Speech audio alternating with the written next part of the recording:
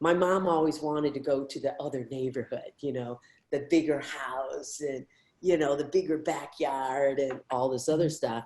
And my dad is like, why? Like, the kids, this is their neighborhood. This is their friends. We can provide, we can send them to college or help them through college, and all this other stuff. So to me, I grew up with the notion of just because you have doesn't mean you should.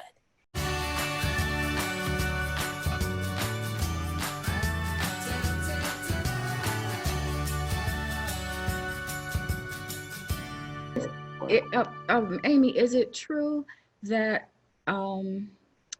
Chris didn't know about the show before you met him? That is true. Yeah. No. Okay, because that debunks a whole lot of things about, how the gossip is.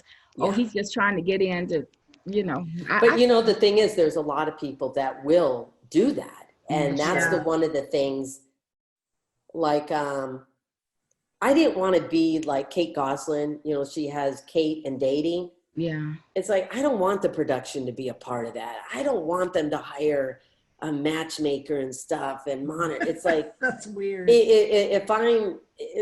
you the truth, I don't even like the Bachelor and Bachelorette show because I thought this is not a normal way to meet people. Yeah, I don't care for those. And so, anyway, no, he did not know the show, but that, again, Lisa will agree probably. That was the thing that was always in the back of my mind. Okay, I'm on a reality show. That's one hurdle I have to cross. I'm also a little person. So are you really wanting to get to know me? Or is it because I'm on the show or because you just want to see what it's like? Because I have a lot of stories from other little people that I may not have, like you, Bunny, that we were talking about earlier. I may not have even experienced some of the stuff that I hear a lot of little people have experienced because of through our group, Little People of America, we share and everything. And some of the bullying, some of the job discriminations, all of that, but yet I can still relate because each and every day I go out the door, there's no other little people, I may be white, but I'm still different physically. And so those are the things that went through my mind. That was something else you just mentioned. I'm not trying to jeopardize or monopolize the conversation. A lot of people would feel, I don't, but a lot of people would feel that you've achieved fame, everyone knows you. Why would you feel, quote, less than? That's how the mindset would be when you go out. I understand, but can you go into some? I think people feel that money or fame or whatever cures all. No. No. You're right. First of all, I'll give you a little background into my growing up, and then why I still have that nagging thing that I think I'll probably always have until the day I die. But like my parents lived. My dad served in the Korean War. And so when he married my mom, they eventually bought a house in what I would call, after World War II, after the Korean War, all these housing developments where, how are we going to house all these, military people coming back and starting families and all this stuff. So it was a very, very average working class neighborhood. Well, my dad worked for the Ford Motor Company. I was born and raised in Michigan. My dad worked for the Ford Motor Company at the world headquarters. He was an architectural engineer. And so, he eventually was starting, to make, really good money. And, but we still lived in this average, Joe Blow house. Us kids didn't know. It's like, okay, us three girls, my two sisters and I had we had the master suite, which only had a half bath. My mom and dad lived, had a regular bedroom and, blah, blah, blah. The whole point being is that when he started making money and, doing that kind of stuff, my mom always wanted to go to the other neighborhood, the bigger house and, the bigger backyard and all this other stuff. And my dad is like, why? Like, the kids, this is their neighborhood. This is their friends. We can provide, we can send them to college or help them through college, and all this other stuff.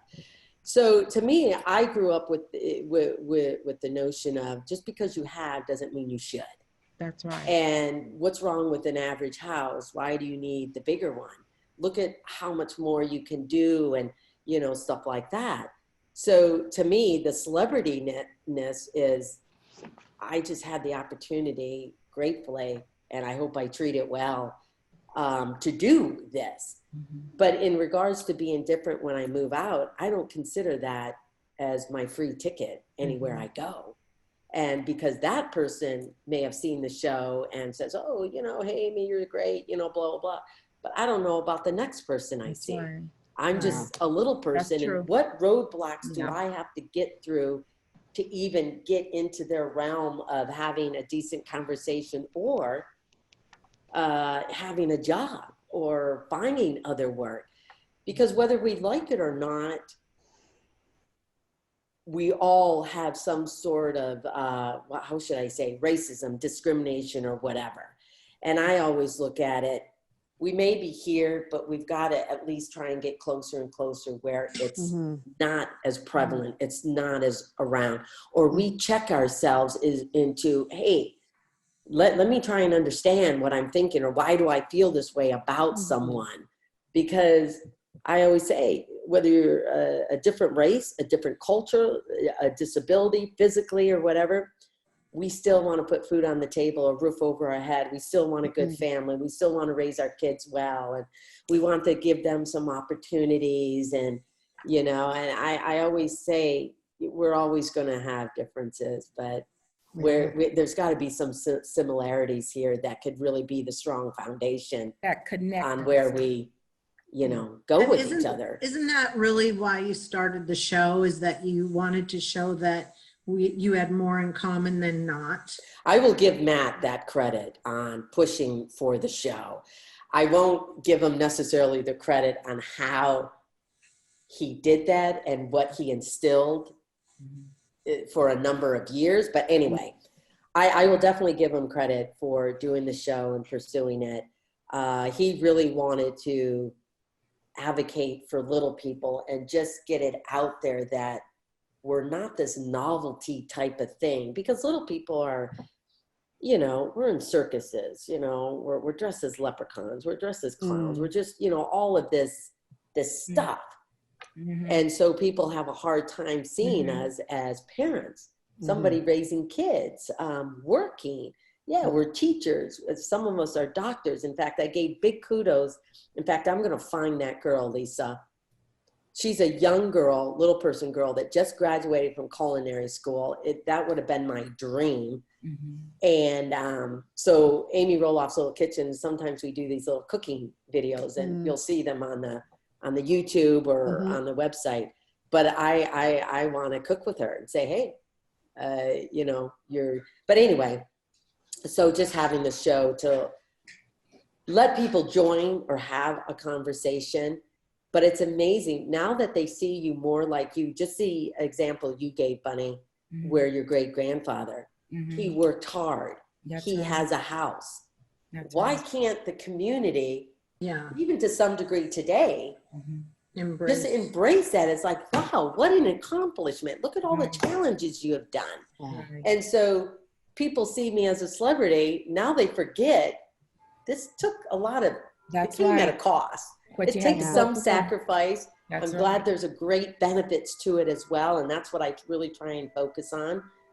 But it's like, why do you want to tear down and take away from someone because you don't think they deserve it, or you're going to make sure that they deserve it or should have it, or you can't have it like this. I'll decide how you can have something.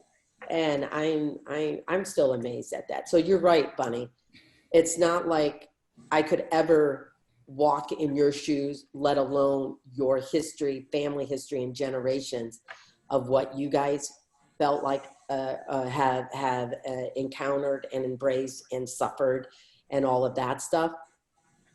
But I think there's always elements in everyone's shoes that they can tap into. And at least have some sort of understanding and empathy. I'm not a fan of erasing history I definitely believe there needs to be some change. But don't live in the past, but we have to always go back to that at moments to find out, what are we doing today? Why are we repeating that? How can we get better, in the future?